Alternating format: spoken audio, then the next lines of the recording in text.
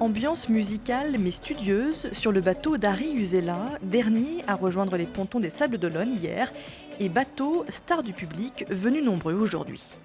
On venait pour voir l'arrivée du dernier, mais on l'a un peu loupé parce qu'il était annoncé arriver samedi et finalement il est arrivé hier. Donc on était un petit peu déçus, mais voilà, on voit tous les bateaux. 5 bateaux sont encore amarrés avant leur départ dès lundi vers leur port d'attache.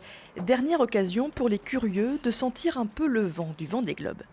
On a loupé les arrivées en fait, c'est la fin des vacances, donc dernier moment pour voir les bateaux, donc voilà. Une 9e édition marquée par des skippers encore plus nombreux à prendre le départ, avec un nombre record de femmes et d'étrangers, et un scénario toujours aussi imprévisible.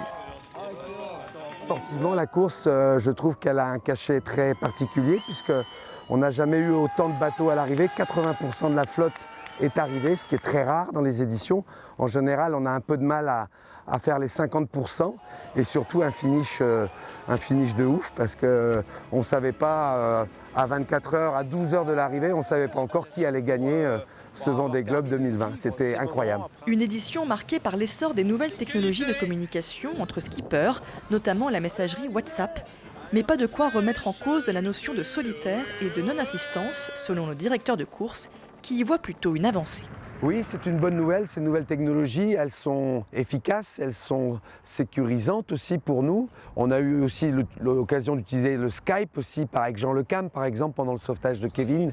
On avait un Skype en permanence avec Jean. Ça aussi, ça nous a aidés et a aidé Jean aussi dans les recherches.